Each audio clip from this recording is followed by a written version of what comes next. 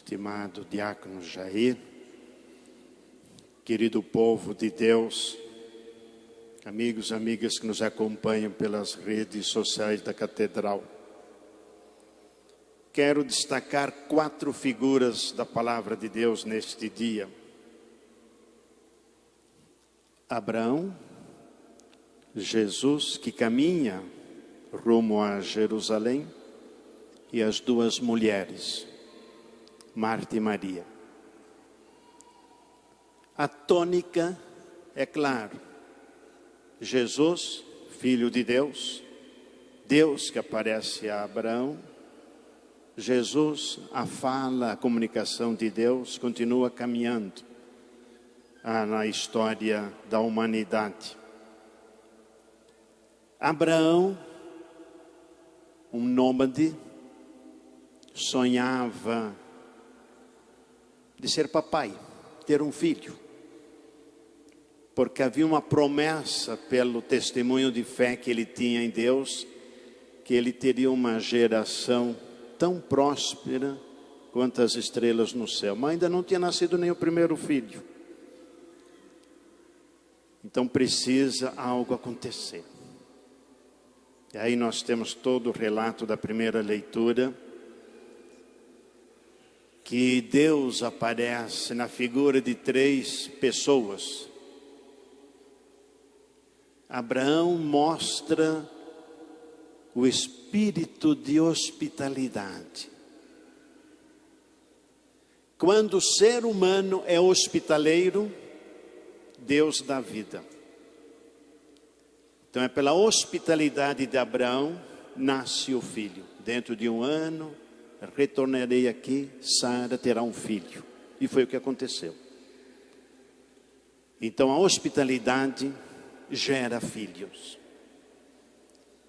Aí nós vamos continuar, vamos caminhando. Ao longo da história, Jesus a caminho de Jerusalém. E o texto de hoje deixa bem claro, Jesus entrou num povoado, significa que ele estava a caminho, ele estava na estrada. Ninguém entra num povoado sem se movimentar. E neste encontro, dispensa-se os homens, e Jesus se atém às mulheres. Nos discípulos não aparece no texto. Aparece 2 mulheres.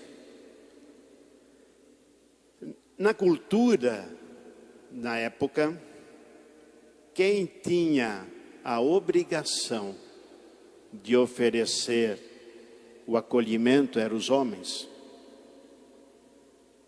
E aqui aparece Marta. A figura de Marta está ligada à figura de Abraão. Jesus em nenhum momento critica Marta por ela estar ocupada, mas faz uma insistência, como Deus faz a Samuel: Samuel, Samuel. Aqui, Marta, Marta. É uma solicitação. Não está dizendo que não é para acolher. Não está criticando que ela acolhe. Mas falta um elemento. Este elemento, ela deve ser uma ação natural da criatividade humana. Assim quero trazer a lembrança, a memória de um dia, ainda como frade em São Paulo, um empresário me procurou. Nós temos uma formação para empresários. Gostaríamos que o senhor desse uma contribuição. E o que falta para a nossa metanoia, que é a arte de administrar bem uma empresa. Depois de um longo diálogo, chegamos à seguinte conclusão. Na metanoia faltam 2 temáticas para ser mais completa. Uma reflexão sobre o trabalho, o sentido do trabalho, e uma reflexão sobre espiritualidade. O trabalho como criatividade, como ação eficaz, de realização, não de estresse. Espiritualidade como a dimensão da esperança motivacional, que motiva, da criatividade.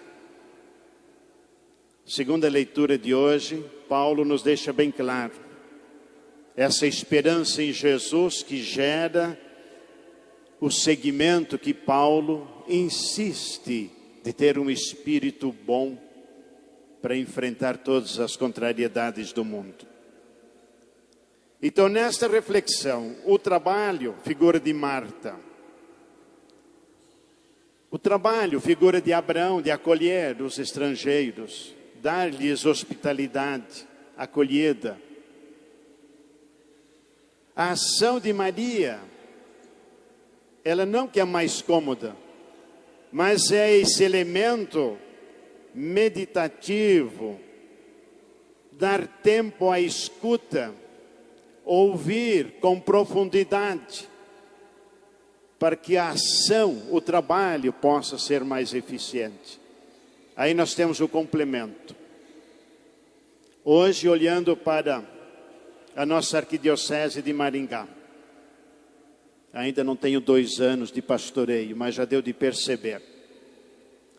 Nós temos um povo que trabalha, mas me preocupa.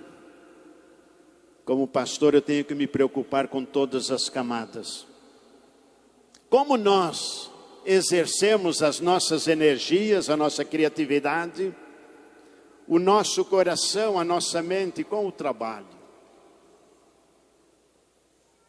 Talvez aqui muitos de vocês são pioneiros nas suas empresas, nos seus empreendimentos. Vocês têm uma história de lutas, de conquistas, de êxito. Agora pergunta, os filhos, os netos de vocês, como estão sendo preparados para essa mesma garra? Os mesmos princípios cristãos que vocês produziram durante esses longos anos, que criaram os seus empreendimentos. Como está? Aqui eu me preocupo. E por isso nós já estamos agindo. Na sexta-feira passada, tivemos um encontro com as mais diversas lideranças da sociedade organizada de Maringá, para nós fazermos algo em conjunto com a pobreza que cresce em Maringá, que não parece, mas está escondido. Nos semáforos nós encontramos muitos deles. Como enfrentar isto?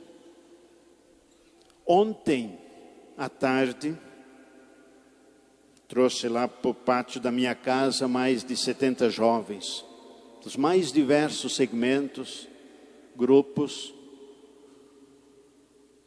para mostrar que o bispo está preocupado com a juventude. Que esperança eu posso jogar para esses jovens? E por isso estamos inclusive elaborando uma carta pastoral para a juventude. Que espírito nós estamos oferecendo, a igreja tem a oferecer aos nossos jovens? Próximo domingo, dia 24,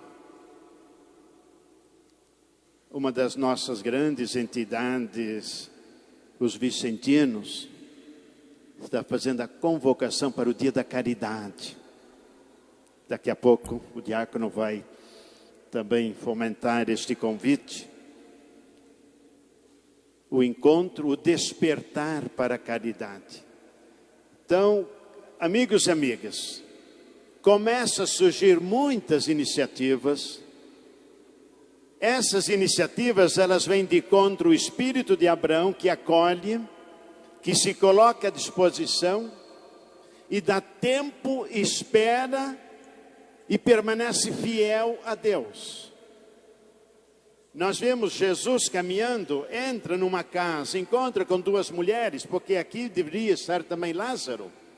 Mas o texto de hoje não fala de Lázaro, só das duas mulheres. Também não fala que os discípulos estavam juntos, somente ele com as duas mulheres. Jesus quer integrar, quer incluir todas as pessoas.